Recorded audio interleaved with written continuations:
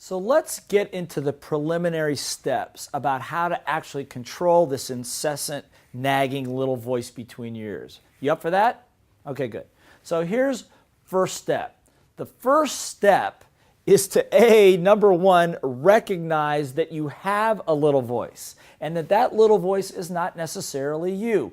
You have to be able to step outside yourself and be able to disassociate yourself with it a little. It's not you. It's a part of you. But you have a lot of little voices. Like I said, it's the composite of old experiences, of what other people tell you, other people's advice. And you've got to be able to say that it's not necessarily you. That's number one. Number two, you've got to learn to interrupt it and stop it. So I'm going to give you a little way to do that. So I want you to remember you saw my pictures of my little voice. So pretend like your little voice is sitting right here. And what I want you to do, when it starts saying, you can't do it, it's too risky, you're not smart enough, whatever, all I want you to do is take your hand and just go, stop. Come on, do it right now. Stop. Come on, hit it harder. Ready? 1, 2, 3. Stop. That feel good? Okay, good. Now I know it seems crazy, but you've got to have a way to interrupt that chatter, because what happens for most people, they actually believe everything that the little voice says to them. I do too sometimes. But you've got to understand that it's not you, and you stop it. Choose. Then, step number 3, once you've stopped it for a second, then find the appropriate technique, the right technique that you can use, which we're covering some here, and we'll cover some more later, the right technique to handle that specific little voice so that you can turn it around. And once you know how to do that, you can do that in 30 seconds or less. Got it? Excellent.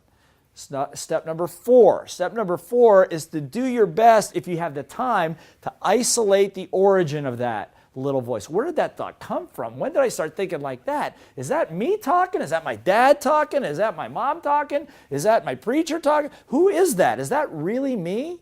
And see, the minute you start to question it, what psychologists will tell you, you begin to disassociate with the behavior. Now you can control and master it because it's not mastering you. Does this make sense? Good.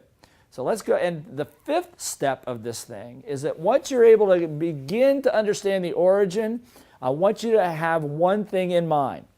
I want you to assume that what's inside of you, not the little voices, but what's inside behind all those little voices is someone very, very big and somebody very, very great. See, I work with hundreds of thousands of people over the last 25, 30 years in over 25 different countries, as I've said.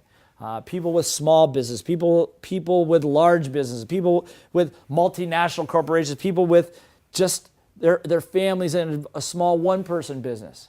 And the one thing I'm going to tell you is that most people, and I'm going to talk about you right now, one thing I know about you, if you're on this program, you have no idea how big you are. Now I want you to notice what your little voice says when I say that. That's right, I know you. I know you have no idea how big you are, that you sell yourself way shorter than you should. The reason I know this is I have you in my programs. I've worked with people like you before, and the results you're able to accomplish in a short period of time are amazing once the little voice is out of the way. You've got to know that inside of you is a bigger, better, more capable person, and they become almost obsessed with getting to who that bigger and better person is. So here's what I'm going to ask you to do. First of all, take a deep breath. Let it go. I know that was a little heavy for you, but I want you to really feel that. You know I'm right. You know you're bigger than you give yourself credit. And you know that everything that you want is right within your grasp if you just get those stupid little voices out of the way, right? So here's what I'm going to ask you to do. Before we go to the next chapter, before we go to the next section, I want you to review the 5 first steps to mastering your little voice that I just went through, all 5 of them. Make sure you got them down, particularly the one that says when that little voice comes in there, you just go, stop. Most important part. You can choose the thoughts you want to have. And once you do, you're in control of not only your little voice, but you've also mastered your destiny.